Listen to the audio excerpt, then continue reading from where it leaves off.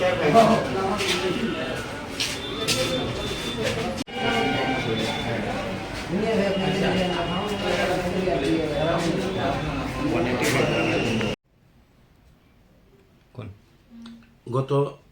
8 তারিখ মধ্যরাত্রে মরসুমনিতে পেশাগত দায়িত্ব পালন করার জন্য সেখানে পাবলিক নাও যে ইলেকট্রনিক্স মিডিয়া আছে ওটার সাংবাদিক রিপোর্টার প্রসেনজিৎ ভট্টাচার্য এবং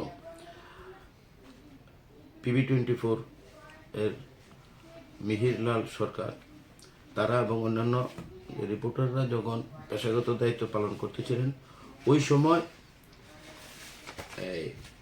একটা গাড়িতে চড়ে দ্রুত গতিতে এসে কিছু লোক তাদেরকে মারাত্মক অস্ত্রশস্ত্র নিয়ে আক্রমণ করে। এই ঘটনায়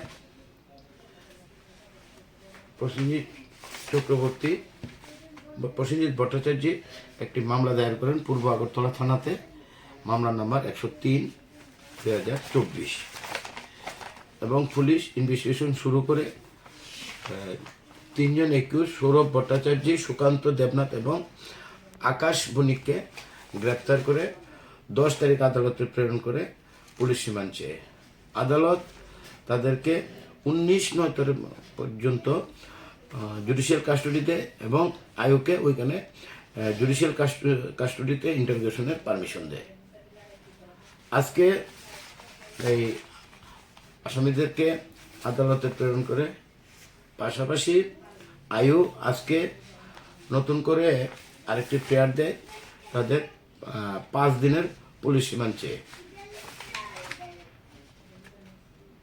আমরা সরকার পক্ষ থেকে আয়ুর যে প্রেয়ার সেই প্রেয়ারের পক্ষে বক্তব্য উপস্থাপন করি, যুক্তি উপস্থাপন করি।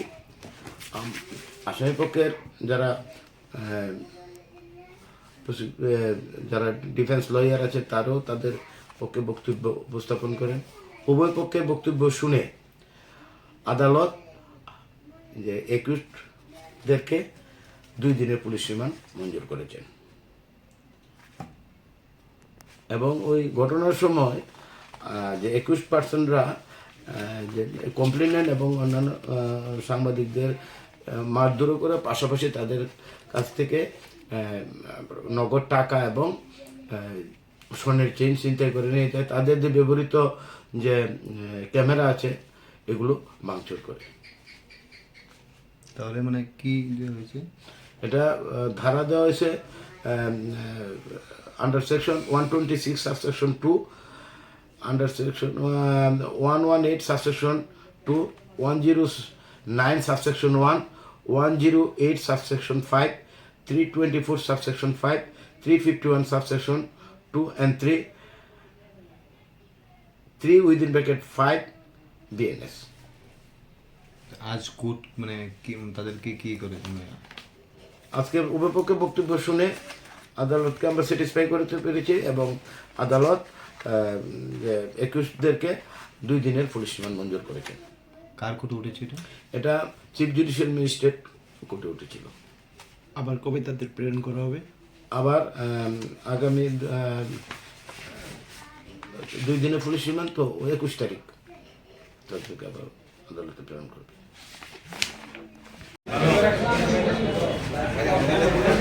Mata tuh.